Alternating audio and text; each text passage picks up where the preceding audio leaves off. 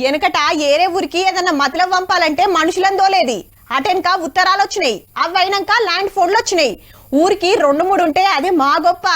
వాడకట్టోళ్ళంతా ఆ నెంబర్లే ఇచ్చేటోళ్ళు చుట్టాలకు.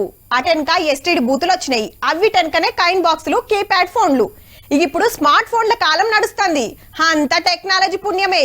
ఈడికి మంచిగానే ఉన్నది కానీ అసలు కథ ఏమైతుందంటే స్మార్ట్ ఫోన్ నువ్వేం చేస్తావంటే ఆలుమొగలకు అడ్డం పడతా, అక్కదమ్ముల నాగం పట్టిస్తా, పోరలను పంచాయతీ పెడతా, పడుసోళ్లకు నిద్ర లేకుండా చేస్తా, మనసు లేకుండా చేస్తా, ఎక్కువ మాట్లాడితే మనుషులు లెక్కనే లేకుండా చేస్తా అన్నదట.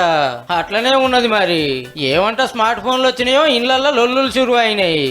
ఊకే ఫోన్ పట్టుకునే ఉంటాడు, నన్ను పట్టించుకుంటలేడని ఇంటామే. కూరలు పోవాలనుకుంటా ఫోన్లనే తలకాయ పెడుతుందని ఇంటాయనే. ఊకే ఏ మాటలు, చదువు లేదు శాస్త్రం లేదని పోరలతో అమ్మ నాయనలకు లొల్లి. మేం కాదుల్లో ఓ ఫోన్ కంపెనీ వాళ్ళు హైదరాబాద్, ఢిల్లీ, బొంబాయి, మద్రాస్, బెంగళూరు, అహ్మదాబాద్, పూణేల 1500 మందిని సర్వే చేసి చెప్పిండ్రు ఈ ముచ్చట.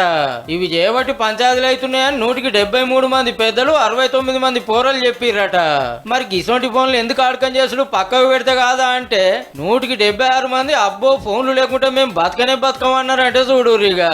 ఫోన్ ఉండలేకపోతున్నామని 164 మంది, అసలు ఈ ఫోన్లు లేకుంటే మంచిగుండని 190 మంది అంటుర్రట. గాని నియంగానే లేకుంటే మస్తు తిప్పలైతుంది అంటుర్రట.